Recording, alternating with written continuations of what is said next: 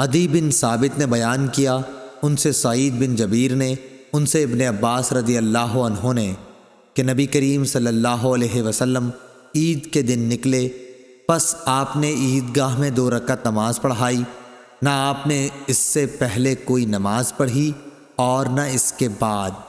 پھر آپ عورتوں کی طرف آئے، بلال رضی اللہ عنہ آپ کے ساتھ تھے، انہیں آپ نے واعظ و نصیحت کی اور ان کو صدقہ کرنے کے لیے حکم فرمایا۔ چنانچہ عورتیں کنگن اور بالیاں بلال رضی اللہ عنہ کے کپڑے میں ڈالنے لگیں۔ صحیح بخاری حدیث نمبر 1431۔ ابو بردہ بن ابو موسیٰ نے بیان کیا اور ان سے ان کے باپ ابو موسیٰ نے بیان کیا کہ رسول اللہ صلی اللہ علیہ وسلم کے پاس اگر کوئی مانگنے والا آتا یا آپ کے سامنے کوئی حاجت پیش کی جاتی تو آپ صحابہ کرام رضی اللہ عنہم سے فرماتے کہ تم سفارش کرو کہ اس کا ثواب پاؤ گے، اور اللہ پاک اپنے نبی کی زبان سے جو فیصلہ چاہے گا وہ دے گا۔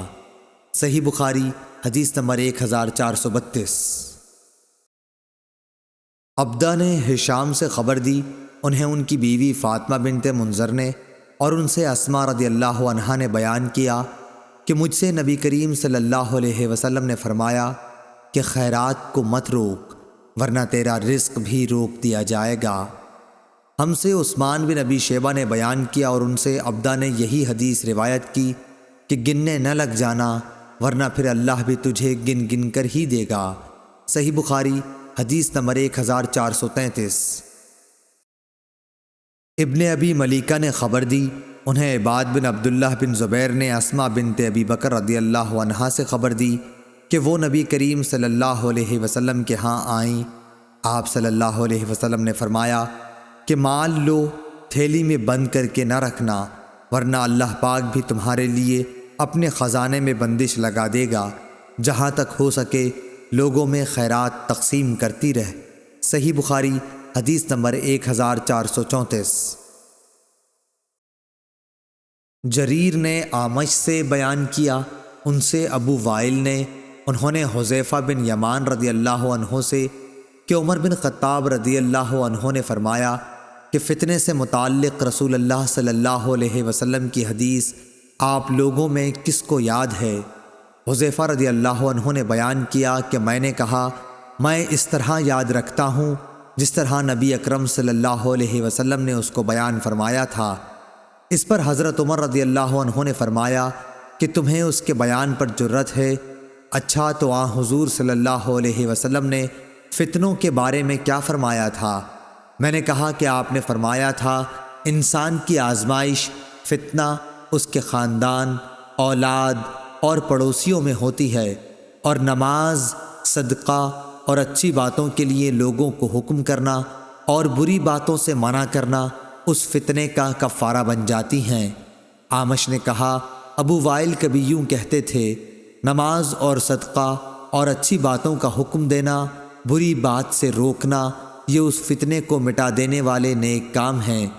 پھر اس فتنے کے متعلق عمر رضی اللہ عنہ نے فرمایا کہ میری مراد اس فتنے سے نہیں، میں اس فتنے کے بارے میں پوچھنا چاہتا ہوں جو سمندر کی طرح ٹھاٹے مارتا ہوا پھیلے گا۔ حذیفہ رضی اللہ عنہ نے بیان کیا، میں نے کہا کہ اے امیر المومنین، آپ اس فتنے کی فکر نہ کیجیے، آپ کے اور اس فتنے کے درمیان ایک بند دروازہ ہے۔ عمر رضی اللہ عنہ نے پوچھا کہ وہ دروازہ توڑ دیا جائے گا یا صرف کھولا جائے گا؟ انہوں نے بتلایا کہ نہیں، بلکہ وہ دروازہ توڑ دیا جائے گا۔ اس پر عمر رضی اللہ عنہ نے فرمایا کہ جب دروازہ توڑ دیا جائے گا تو پھر کبھی بھی بند نہ ہو سکے گا۔ ابو وائل نے کہا کہ ہاں۔ پھر ہم رعب کی وجہ سے حذیفہ رضی اللہ عنہ سے یہ نہ پوچھ سکے کہ وہ دروازہ کون ہے، اس لیے ہم نے مسروق سے کہا کہ تم پوچھو۔ انہوں نے کہا کہ مسروق رضی اللہ عنہ نے پوچھا تو حذیفہ رضی اللہ عنہ نے فرمایا کہ دروازے سے مراد خود حضرت عمر رضی اللہ عنہ ہی تھے۔ ہم نے پھر پوچھا تو کیا عمر رضی اللہ عنہ جانتے تھے کہ آپ کی مراد کون تھی؟ انہوں نے کہا ہاں، جیسے دن کے بعد رات کے آنے کو جانتے ہیں، اور یہ اس لیے کہ میں نے جو حدیث بیان کی وہ غلط نہیں تھی۔ صحیح بخاری حدیث نمبر 1435۔ حکیم بن حزام رضی اللہ عنہ نے بیان کیا کہ میں نے عرض کیا یا رسول اللہ، ان نیک کاموں سے متعلق آپ کیا فرماتے ہیں جنہیں میں جاہلیت کے زمانے میں صدقہ، غلام آزاد کرنے اور صلہ رحمی کی صورت میں کیا کرتا تھا، کیا ان کا مجھے ثواب ملے گا؟ نبی کریم صلی اللہ علیہ وسلم نے فرمایا کہ تم اپنی ان تمام نیکیوں کے ساتھ اسلام لائے ہو جو پہلے گزر چکی ہیں۔ صحیح بخاری حدیث نمبر 1436۔ جریر نے اعمش سے بیان کیا، ان سے ابو وائل نے، ان سے مسروق نے اور ان سے عائشہ رضی اللہ عنہا نے کہ رسول کریم صلی اللہ علیہ وسلم نے فرمایا کہ جب بیوی اپنے خاوند کے کھانے میں سے کچھ صدقہ کرے اور اس کی نیت اسے برباد کرنے کی نہیں ہوتی تو اسے بھی اس کا ثواب ملتا ہے اور اس کے خاوند کو کمانے کا ثواب ملتا ہے، اسی طرح خزانچی کو بھی اس کا ثواب ملتا ہے۔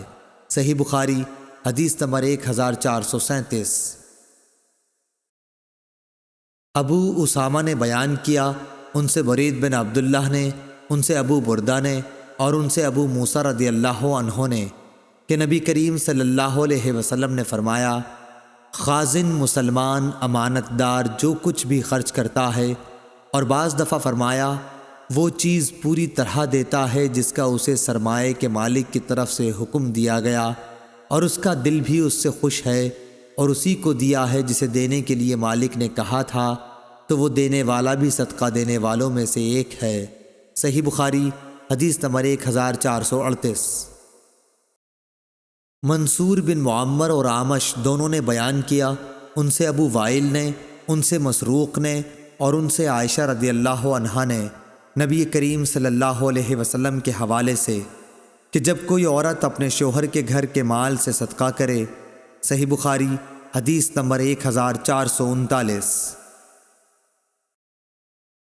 دوسری سند، امام بخاری نے کہا اور مجھ سے عمر بن حفص نے بیان کیا، کہا کہ مجھ سے میرے باپ حفص بن غیاث نے بیان کیا، کہا کہ ہم سے اعمش نے بیان کیا، ان سے ابو وائل شقیق نے، ان سے مسروق نے اور ان سے عائشہ رضی اللہ عنہا نے بیان کیا کہ نبی کریم صلی اللہ علیہ وسلم نے فرمایا، جب بیوی اپنے شوہر کے مال میں سے کسی کو کھلائے اور اس کا ارادہ گھر کو بگاڑنے کا بھی نہ ہو تو اسے اس کا ثواب ملتا ہے، اور شوہر کو بھی ویسا ہی ثواب ملتا ہے، اور خزانچی کو بھی ویسا ہی ثواب ملتا ہے۔ شوہر کو کمانے کی وجہ سے ثواب ملتا ہے اور عورت کو خرچ کرنے کی وجہ سے۔ صحیح بخاری حدیث نمبر 1440۔